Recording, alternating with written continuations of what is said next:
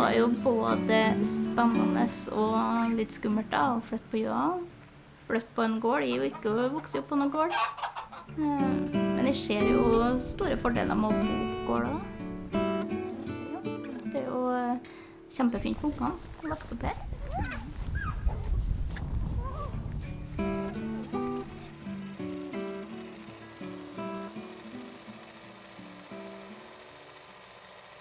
Jeg heter Ole Joakim Ranheim. Og jeg heter Rikke Mor Ranheim, og vi bodde på Gjøa i 6 år. Her på gården så driver vi med melkeproduksjon og produserer også litt kjøtt. Jeg har jo egentlig lett etter gårdsbruk i ganske mange år her i Trøndelag da.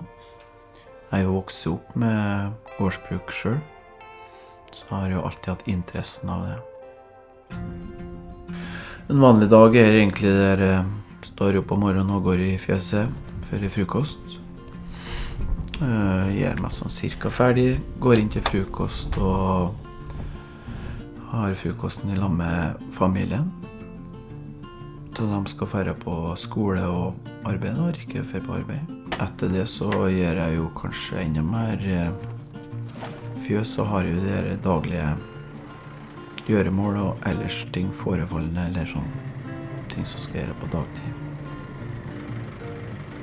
Og så var vi jo veldig heldige for at de som har drevet før oss, de har jo drevet bra. Vi kom jo til en gård der, ja, det var bare å fortsette. Så vi har egentlig bare fortsatt. Og så har vi jo litt sånn, fikk jo en del sånn planer og begynte jo kreativiteten og så blomste litt hva kunne vi gjøre videre. Og sånn, altså, vi har jo gjort ganske mye etter vi flyttet hit da. Sånn som å bygge på ammekufjøset og bygge litt rundt omkring.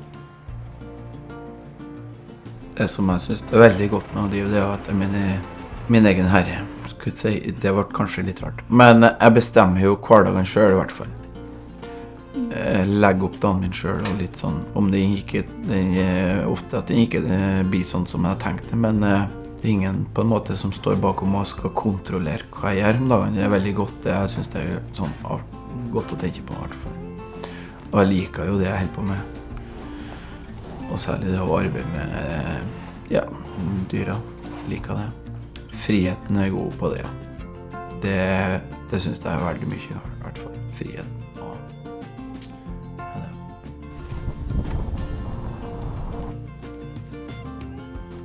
Det er jo mye jobb på en gård.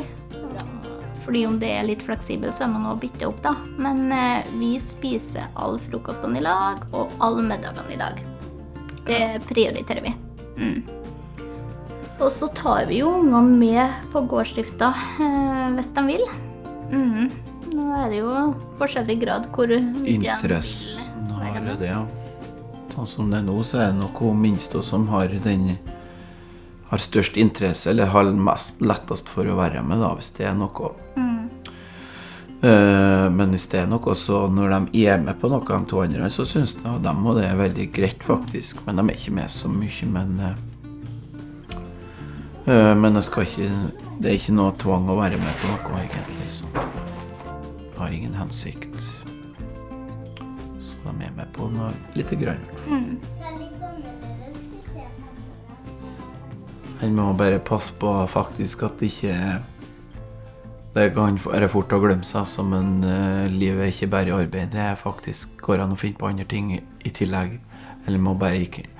Det er viktig å ta seg tida, viktig å prioritere andre ting også, eller om jeg ikke alltid er noe flink til det selv, men når jeg finner på noe annet, så synes jeg det er veldig godt.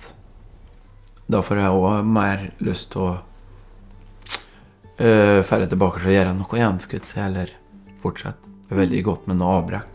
Og det er viktig å ta seg tida til andre ting.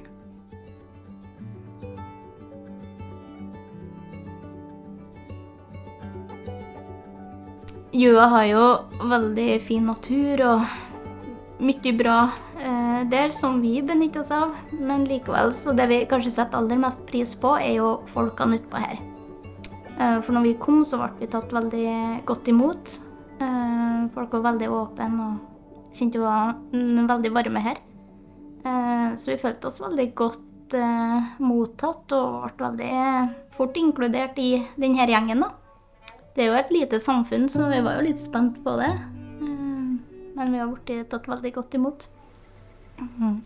Og så det jo veldig sånn at det mye man kan være med på utpå her. Mye aktiviteter, både for voksne og unger. Så man kan ha et veldig sosialt liv her, og så kan man også trekke seg tilbake og ha den egen tida, hvis man vil.